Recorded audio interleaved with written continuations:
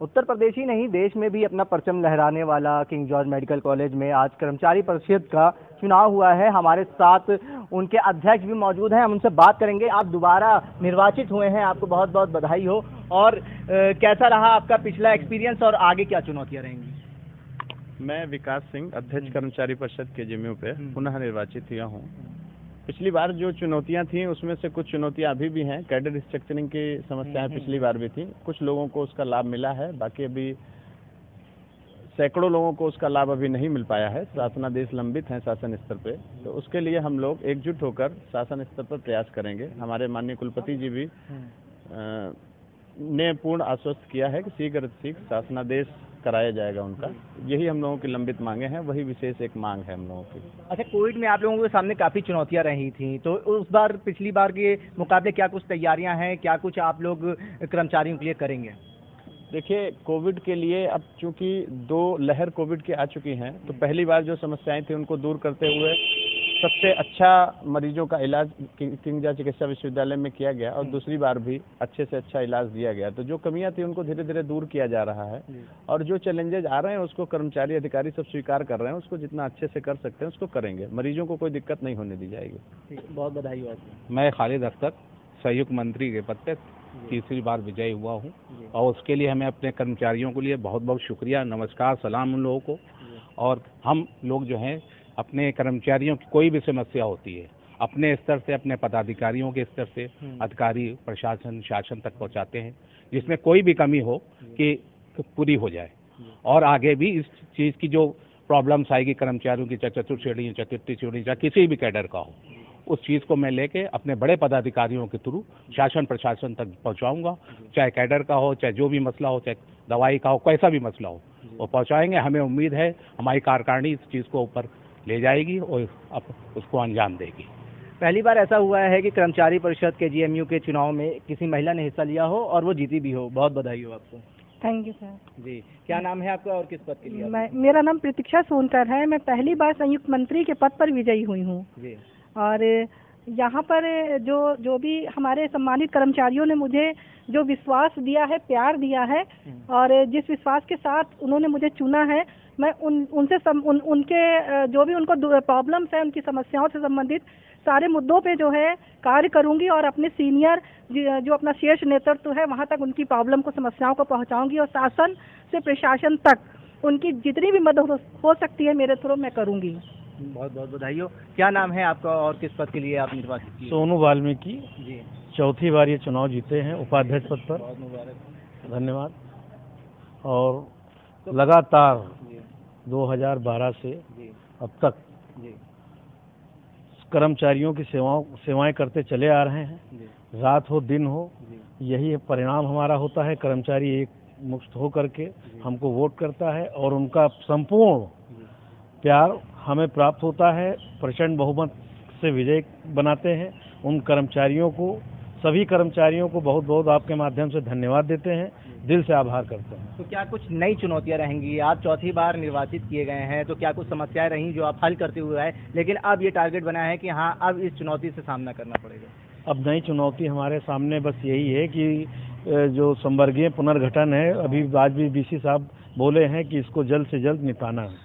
ठीक है। हमारे साथ राज्य कर्मचारी संघ के प्रदेश उपाध्यक्ष भी मौजूद हैं, इनसे भी हम जानना चाहेंगे क्या कुछ समस्याएं यहाँ पे रहती हैं और कितना आपने कोशिश करी है हल कराने की अब तक? देखिए, बहुत बहुत धन्यवाद। मैं सलीम सिंह रावत, पूर्व उपाध्यक्ष कर्मचारी परिषद के जेएमयू का भी रहा हूँ और आप लोगों को भी अभिनंदन करता हूँ क्योंकि आप लोकतंत्र में चौथा स्तंभ हैं। चाहे वो जन समस्याएँ हो, चाहे कर्मचारियों की समस्याएँ हो या शिक्षकों की समस्याएँ हो, किसी भी समस्या को हर जन तक पहुँचाने के लिए आप लोग सब आगे आते हैं और आप इसीलिए चौथे स्तंभ के रूप में माने जाते हैं। यहाँ पर जो मेन समस्याएं हैं वो संवर्गीय पुनर्गठन की है। अगस्त 2016 में यहाँ एसजीपीजीआई के समतुल्य वेतनमान एवं भत्ते देने की बात की गई थी और वो अभी तक की समस्या का पूर्ण निराकरण नहीं हो पाया है, क्योंकि इसमें कुछ कैडरों का तो कर दिया गया लेकिन कुछ कैडरों का नहीं हो पाया, जिसके कारण कर्मचारियों में काफ़ी रोष है। कोई भी कर्मचारी सेवा में आता है, उसको कुछ मूलभूत सुविधाएं जो सरकार द्वारा दी जा रही है वो उसको चाहिए होती हैं, समय पर वेतन हो और जो सरकार द्वारा सुविधाएं दी जा रही वो हमें अनुमन्य हो, बस वो इतनी ही मांग करता है। इसके अतिरिक्त कोई वो मांग अतिरिक्त नहीं करता है कि वो कोई अतिरिक्त सुविधाएं मांग रहा है। सिर्फ वो यही मांग करता है कि हमको जो सरकार द्वारा सुविधाएं दी जा रही है वो हमें दी जाए। और यहाँ पर जो संवर्गीय पुनर्गठन है, छोटी मोटी जो सेवानिवृत्त कर्मचारी हैं, बुजुर्ग आते हैं, उनको दवाएं समय पर मिल जाएं, काउंटरों पर इधर उधर ना भटकें, क्योंकि उम्र के साथ ताकत भी कम हो जाती है। जब ताकत कम हो जाती है तो उतनी दौड़ भाग नहीं कर पाता है। अभी ये नवयुवक हैं सभी, इनको आप 4 बार भी दौड़ाएंगे ये दौड़ जाएंगे, लेकिन बुजुर्ग आदमी सीढ़ी 10 चढ़ने में वो थक जाता है। तो यहाँ के प्रशासन से हम लोग की यही मांग है कि जो यहाँ की स्थानीय मांग है उसमें ये है कि जो सेवानिवृत्त कर्मचारी हैं उनको दवाएं समय पे मिल जाए, और यहाँ पर जो उनके साथ जैसे यहाँ पर साइकिल स्टैंड वगैरह में उनके साथ कार्ड नहीं होता, उनके पास आई कार्ड नहीं होता है, पुराना ही रहता है, तो स्टैंड वालों उनको कहते हैं कि नहीं, कर्मचारी नहीं समझते, उनके लिए भी एक आई कार्ड निर्धारित होना चाहिए, जहाँ तक मैं जानता हूँ।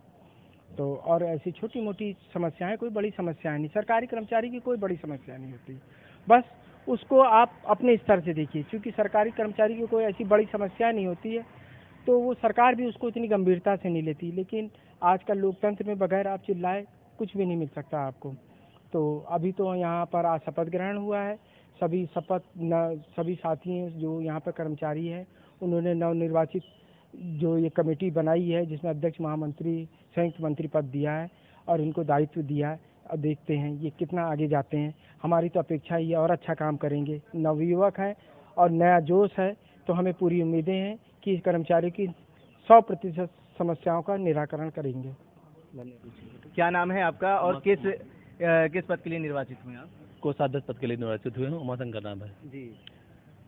हम इसके पहले भी रह चुके हैं कोषाध्यक्ष, दूसरी बार विजयी हुए हैं जी। हमारी जो मेन समस्या कैडर की है, जो शासन स्तर पर लंबित है, उस पर हम लोग कार्य कर रहे हैं। और हमारे यहाँ छोटी मोटी और प्रॉब्लम से हमारे यहाँ एलपी की दवाओं की समस्या है। अच्छा। दवा में थोड़ा सा कुछ गड़बड़ मिल रही है दवाएं, तो उसके लिए हम लोग भी प्रशासन स्तर पे ही कार्य करेंगे, उसके लिए मतलब बात करेंगे भी इस हिसाब से। और हमारे जो तो ये इस बार आपकी चुनौती रहेगी कि ये एलपी की समस्या जो है एलपी समस्या हमको दूर करना है। इसको हमने अपने मुद्दे में भी उठाया था और इसके लिए हम पूरी लड़ाई लड़ेंगे, आगे भी प्रशासन से बात करेंगे और इस समस्या का समाधान कराएंगे बहुत जल्द। क्या नाम है आपका और किस चीज़ के लिए आपको इस पद के लिए निर्वाचित? मेरा नाम अमित कुमार सिंह है। मैं पहली बार मंत्री पद पे चुनाव जीता हूं और जो कर्मचारियों की छोटे छोटे मुद्दे हैं उन सबको हम लोग को हल करना है, जैसा कि अध्यक्ष जी ने कहा।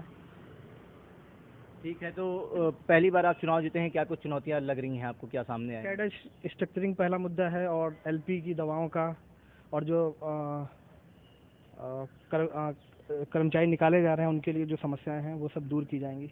जी ठीक है, बहुत बधाई हो आप लोगों को। सबसे बड़ा मुद्दा जो सामने आया है वो कैडर रीस्ट्रक्चरिंग का है और एलपी की दवाओं का भी मुद्दा सामने आया है। ये जो पदाधिकारी निर्वाचित हुए हैं इनसे यही उम्मीदें रहेंगी कि ये जो इनकी समस्याएं हैं उसका निवारण करा जाए और ये जो हैं अपने काम को ठीक तरीके से और मुस्तैदी से पेश करें। जनसंदेश टाइम के लिए आकिब मिराज खान, लखनऊ।